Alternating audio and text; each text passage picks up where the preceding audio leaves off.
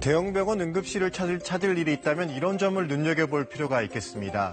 큰 병원에선 환자가 밀려 수술이 어렵다며 수술이 가능한 작은 병원으로 안내하는 경우입니다. 정보가 부족한 환자로선 의사들이 추천하는 병원으로 옮기기 마련이죠. 자연스러운 환자 안내지만 이 과정에서 일부 대형병원 의사들이 특정 병원으로부터 뒷돈을 받아 챙긴 게 드러났습니다. 환자를 놓고 소개비를 받은 건데 환자의 상태별로 액수까지 정해져 있었습니다.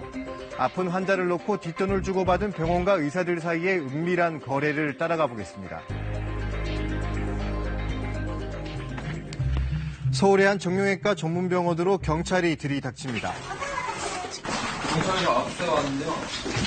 병원에 있던 각종 서류와 컴퓨터 하드디스크를 압수수색해 나옵니다.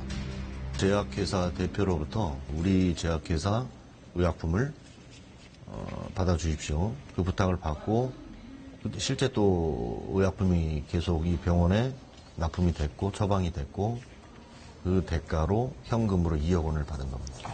병원장 59살 이모 씨가 제약회사로부터 억대의 의약품 리베이트를 받았다는 혐의가 포착돼 경찰이 수사에 나선 겁니다. 그런데 병원의 문제는 이뿐만이 아니었습니다. 서울, 경기도 이런 40여 곳의 종합병원, 대학병원 의사들을 상대로 환자 유치 로비를 하고 그 대가로 한 2억 500만 원 상당의 금품을 제공하고 환자 소개비 명목으로 대형병원 응급실 의사들에게 장기간 뒷돈을 건넨 혐의가 드러났습니다. 대형병원에서 수술할 상황이 아닐 경우 2차 의료기관으로 환자를 내려보내는 경우가 많습니다. 이 과정에서 자신들의 병원으로 환자를 보내주는 대가로 대학병원이나 종합병원 의사들에게 환자 한 명당 20만 원에서 50만 원씩을 전달했다는 겁니다. 환자의 상태에 따라 수술 부위에 따라 뒷돈의 규모는 달라졌습니다.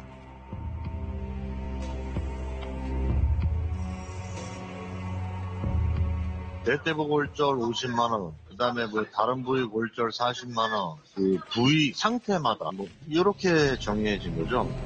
해당 병원의 이런 뒷돈 거래는 2010년 병원 주변에 재개발 바람이 불면서 시작됐습니다. 주민들의 위주로 환자 수가 급격하게 줄자 뒷돈을 동원해 환자 유치에 나선 겁니다. 병원을 운영하면서 경영난을 겪다 보니까 병원 수익을 내기 위해서 이렇게 직접 영업 이사들 고용을 해가지고 대형 병원 의사를 상대로 로비를 한 거죠. 그리고 환자를 많이 유치하면 병원의 수익이 상승하니까. 병원 내에 대외 협력팀까지 만들어 로비에 뛰어들었습니다. 영업이사들이 적극적으로 가서 로비하고 수시로 찾아갈 때마다 선물도 조그마씩 들고 음료수 들고 가서 많은 로비를 해서 그 얘기를 듣고 이제 의사들이 그렇다면 당신은 그쪽 병원을 소개를 시켜주겠다. 1차 로비 대상은 서울 시내 유명 대형병원에서 후배 의사를 지도하는 의국장들이었습니다. 의국장들은 해당 병원으로 환자를 직접 보내주는가 하면 후배들에게 영업 담당자를 소개시켜주기까지 했습니다. 뒷돈을 받고 해당 병원에 환자를 소개한 의사는 현재까지 경찰에 적발된 것만 40개 병원 53명입니다.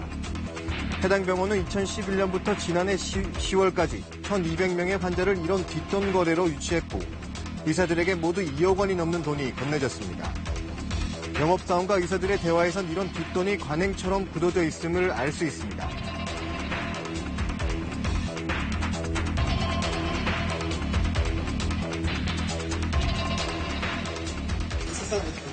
생존금이라고 생각하시고 100만 원 정도 받거든요. 기사 정식으로 있는 건 너무 많이 주시는데 다음에 또 보내주시면 어떠실까? 뒷돈을 받는 게 문제가 된다는 점을 알면서도 은밀한 거래는 계속됐습니다. 제가 이제 어떻게 될지 모르는 게 원자 같은 경우는 운이 좋게 잘 갔는데 원래는 옛날 같으면 폭력적으로 걸어가고 그랬는데 요즘은 잘 안 된다. 전화 주실 때 그냥 이메일과 선생님한테 주시면 하시면 제가 알아서 환자를 다른 병원에 소개하는 과정에서 금품이 오갔다면 엄연한 불법입니다.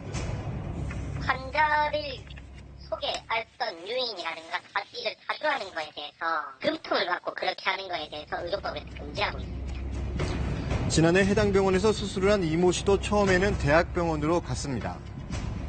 파스칼의 엄지 손가락 그 위쪽 두 번째 마디 위쪽을 한 7cm 정도를 비었어요. 근데 이제 그 비면서 이제 인대가 좀 끊어졌던 것 같고요. 수술할 의사가 없다면서 많은 병원 중에 한 곳을 찍어서 소개했습니다. 수술하려면 내일까지 기다려야 된다 라고 얘기를 하더라고요. 다른 병원으로 소개를 시켜드려도 되겠느냐. 저한테는 선택의 여지가 없으니까 전 바로 하고 싶은 마음에 수행시켜달라. 근데 이제 여러 병원이 아니라 딱 한 군데를 지원을 해주셨어요. 정보가 부족한 환자, 특히 응급실을 찾는 환자들로선 의사가 권하는 병원으로 믿고 옮길 수밖에 없는 게 현실이지만 다른 방법도 있습니다. 119 구급상황관리센터입니다. 이곳으로 연락하면 환자 상태에 따라 치료 가능한 병원을 안내받을 수 있습니다. 어떤 환자가 어떤 수술이 필요한지 그 환자의 병명이나 이런 것들을 다 파악을 한 뒤에 가장 가까운 병원을 안내를 해요. 저희가 다 그 데이터가 다 입력돼 있거든요.